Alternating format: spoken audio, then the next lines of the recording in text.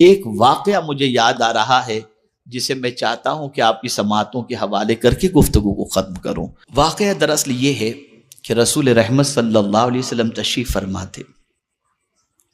دیکھیے اللہ والوں کی فکر میں آپ کو بتا رہا ہوں، اللہ والوں کی فکر سب سے بڑی یہ رہی کہ وہ ہمیشہ غریبوں کے ساتھ رہنا پسند کرتے ہیں۔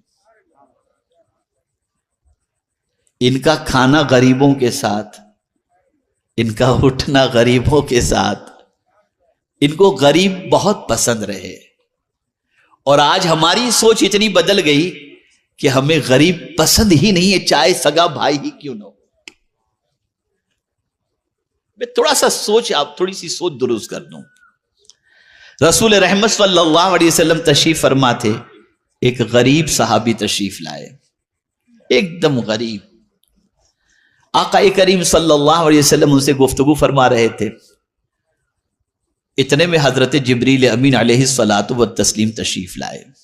سرکار، یہ جو آپ کے ساتھ غریب بندہ بیٹھا ہوا ہے نا، اس کی زندگی کل دوپہر تک کی ہے، کل دوپہر کو یہ اس دنیا سے کچھ کر جائے گا، دوپہر تک اس کی زندگی ہے۔ اب رسول رحمت صلی اللہ علیہ وسلم نے جبریل امین کی بات سنی تو فوراً سرکار صلی اللہ علیہ وسلم نے چاہا کہ اب اس کی عمر کل دوپہر تک کی ہے تو چلو کیوں نہ اسے پوچھ لیا جائے، اس کے کوئی ارمان ہو تو پورے کر دیے جائیں۔ سرکار نے فرمایا، میرے صحابی، میرے غلام، کوئی تیری تمنا ہو تو بتا، کوئی حسرت ہو تو بتا۔ اسے یہ نہیں کہا سرکار نے کہ کل دوپہر تک تیری زندگی ہے، لیکن حضور نے فرمایا تیرے کوئی ارمان ہو تو بتا۔ عرض کرتا ہے حضور، دو ارمان ہیں، زندگی میں کبھی میٹھا کھایا ہی نہیں تو مجھے میٹھا نصیب ہو جائے، اور لوگوں کو شادی شدہ دیکھتا ہوں تو دل میں ارمان پیدا ہوتے، کاش میری بھی شادی ہو گئی ہوتی، لیکن میں اتنا غریب ہوں، کوئی لڑکی مجھے دے گا نہیں۔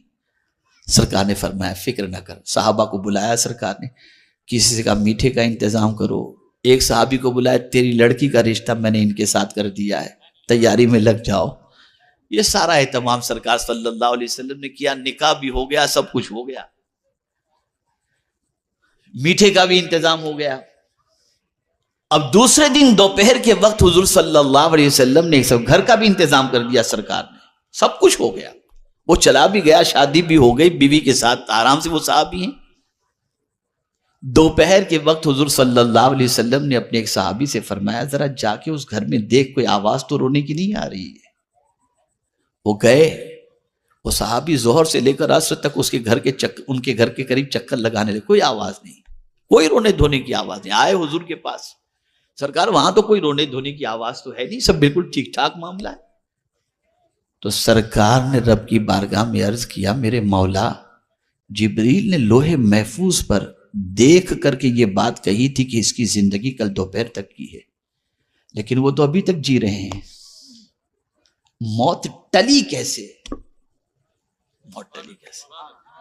تو سرکار صلی اللہ علیہ وسلم سے رب نے فرمایا، میرے محبوب، تقدیر میں تو میں نے لکھ ہی دیا تھا کل دوپہر تک، لیکن جب اس کے سامنے میٹھا آیا، اسی وقت میں نے ایک سائل کو دروازے پر بھیجا کہ جا کر کے میرے نام پر اس سے مانگ۔ جب اس سائل نے اس سے مانگا، اللہ کے نام پہ دے، زندگی پر اس نے میٹھا نہیں کھایا تھا، لیکن میرے نام پر جب میٹھا مانگا گیا، اٹھا کر سارا میٹھا اس غریب کو دے دیا۔ تو غریب نے جاتے ہوئے یہ کہا، اللہ تیری جوڑی سلامت رکھے اور ڈھیر سارے تجھے بچے عطا فرمائے، میں نے اس غریب کی دعا کی وجہ سے اس کی موت کو ٹال دیا۔ میرا یہ ایک ایسا اہم موضوع ہے، زندگی رہی تو میں صرف غریبوں کی اہمیت پر آپ کو بتاؤں گا،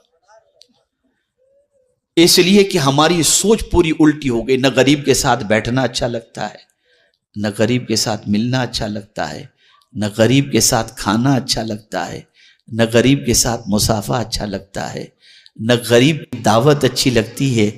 بس یہ ہماری سوچ ہے، اور یہ اتنی بودی سوچ ہے، اتنی بودی سوچ ہے کہ اس بودی سوچ کی بنیاد پر ہم زوال کے شکار ہیں، ہم زوال کے شکار ہیں۔ سوچ بدلو، فکر بدلو۔ انہی کلمات خیر پر میں اپنی گفتگو کو ختم کرتا ہوں اور دعا کرتا ہوں اللہ تعالیٰ سب سے پہلے مجھے توفیق دے، پھر آپ کو توفیق دے